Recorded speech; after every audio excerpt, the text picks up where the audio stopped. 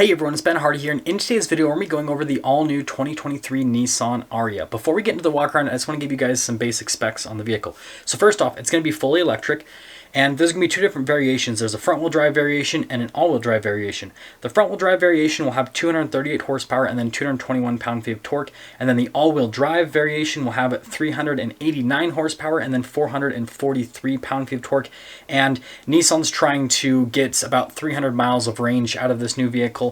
And with all that being said, let's get into the walk around. Now let's go over the all-new Ariya. So first off, I do need to put a quick disclaimer. The car is fully locked and had super dark windows that you couldn't see in the interior because it's a prototype and they haven't fully announced everything on the car and this and that. And so yeah, there was quite a bit that was hidden. But you guys can see here the elements in the exterior. It looks pretty crazy. Again, fully electric, and so you can see the whole front end is closed off. You have Nissan's new logo there on the front end. And overall, it looks, again, it's got this cool futuristic design. I can kind of say, hint, hint, wink, wink, that the interior is also going to have a futuristic vibe to it. Hint, hint, wink, wink. Didn't hear that from me. So, yeah, you guys can see here around the wheel arches and everything there with the fender flares. Looks great. And notice all the fingerprints all over the car. So even though it's roped off, people were still touching it and everything, which I thought was absolutely hilarious. That's how car shows are. Yeah, popping here to the back, again, look at that futuristic design continues. It looks very similar to like the Tesla Model Y in terms of like the overall, shape of the car. So if you kind of like Model Y styling, then you'll like the Ariya styling. Except this, I would say, like I said, it's got like a more futuristic appearance. And then, like I said, everything was blacked out, so you couldn't really see the interior, but what we know so far is it's going to have like a super massive infotainment system, digital gauge cluster, again, futuristic interior, similar to what you have in Tesla. Hint, hint, wink, wink, nudge.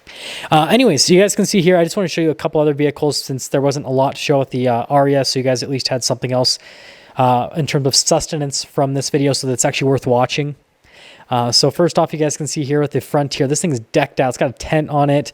It's built off the Pro 4X, and it looks super cool. I love the negative offset with the tires and everything. I think it just, yeah, I think they nailed it. And then a Pathfinder, again, same thing with off-road tires and everything. And the bike on the back.